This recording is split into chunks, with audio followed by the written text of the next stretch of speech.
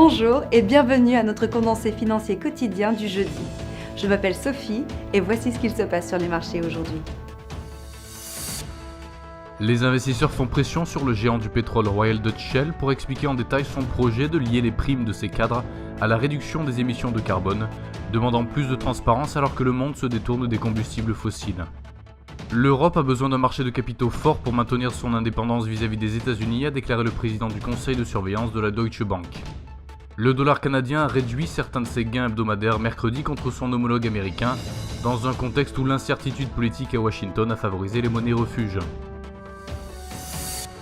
La paire euro-dollar a continué son rallye haussier, le SSI penche fortement vers la zone de survente et ne montre aucun signe de ralentissement.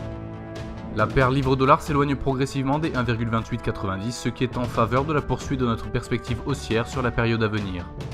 La paire dollar australien-dollar US s'est échangée avec une négativité claire en attente de briser les 0,7383 pour confirmer la poursuite de la vague baissière vers 0,7299.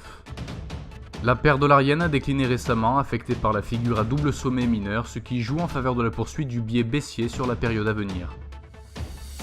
Les demandes initiales au chômage aux États-Unis seront publiées à 12h30 GMT, les rapports des réunions de politique monétaire de la BCE pour l'eurozone à 11h30 GMT, les investissements étrangers dans les titres canadiens à 12h30 GMT, les ventes au détail en Grande-Bretagne à 8h30 GMT, l'enquête industrielle de la Philadelphia Fed à 12h30 GMT et les renouvellements des inscriptions au chômage aux États-Unis à 12h30 GMT.